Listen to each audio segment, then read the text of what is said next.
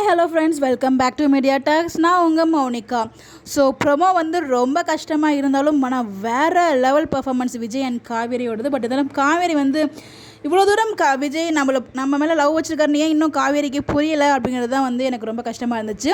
So நான் யார் நீங்கள் எல்லாருக்கும் சொல்லுன்னு சொல்கிறாரு. ஸோ அவங்களுக்கு இருந்த டவுட் வந்து நம்ம லவ் பண்ணுறாரா இல்லையா, வெண்ணிலா தான் முக்கியமாக அப்படி நம்மலாம் சொல்லுவாங்க. அது மட்டும் இல்லை, நான் வெண்ணிலா கூட்டு வரும்போது ஒரு விஷயம் சொல்லுவாங்க, வெண்ணிலா கூட்டு வந்ததுக்கப்புறம் வெண்ணிலா வந்ததுக்கப்புறம் நான் தான் அவருக்கு இம்பார்ட்டன்ட் தெரிஞ்சுன்னா கண்டிப்பாக எனக்கு வந்து அவர் கூட நான் வாழ்வேன் அப்படிங்கிற மாதிரி டைலாக்லாம் விட்டுருப்பாங்க கங்கா கிட்ட. பட் இப்போ வந்து நீங்கள் பண்ணது தப்புங்கிறத புரிஞ்சு மன்னிப்புலாம் கேட்க வந்து இங்கே இவ்வளோ தூரம் நிற்கும் போதும் அதில் காவிரி உடந்து நிற்கும்போது பார்க்கவே கொஞ்சம் வருத்தமாக தான் இருக்குது. காவேரி மேலே கொஞ்சம் வருத்தம் இருக்குது. என்ன நடிப்புப்பா நம்ம சுவாமியோடது வேறு லெவல். அந்த மூஞ்சில் அந்த ரியாக்ஷனாக இருக்கட்டும் எல்லாமே வேறு லெவலில் இருந்துச்சு. அதுவும் நம்ம காவேரி வீட்டுக்கு வந்ததுக்கப்புறம் வந்து நம்ம கூட வந்துட்டா, நமக்கு பிடிச்சவங்க நம்ம கூட வந்துட்டாங்க, இருக்க போகிறாங்க அப்படிங்கிற ஒரு ஃபீலை அந்த லைட்டாக அந்த ஸ்மைல் மூலயமா வந்து அவ்வளோ ஒரு ஹாப்பியாக ஃபீல் ஆனால் அந்த லெவலில் அந்த உணவு முடிஞ்சிச்சு.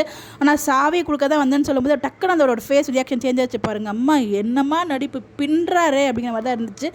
நமக்கு தெரிஞ்ச விஷயம் தான், நேற்றுக்கு லைவில் சொல்லிட்டாங்க. இந்த வீக் அதாவது இந்த மந்த்து ஃபுல்லாகவே அவங்க வந்து ரீயூனியன் ட்ராக் எடுக்கல.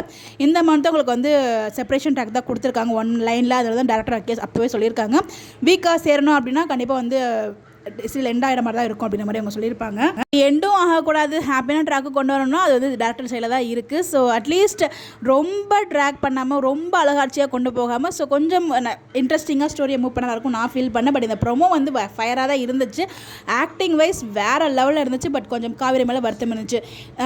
இந்த நிவினுக்கு தெரியும் தானே எல்லா விஷயமும், காவேரி பல அவர் லவ் பண்ணுறாரு அப்படின்னு சொல்லிட்டு. அதில் தானே வந்து அவங்க அந்த யமுனாக்கே கல்யாணம் பண்ணி வச்சார். பட் நிவின் அமைதியாக இருக்கார்.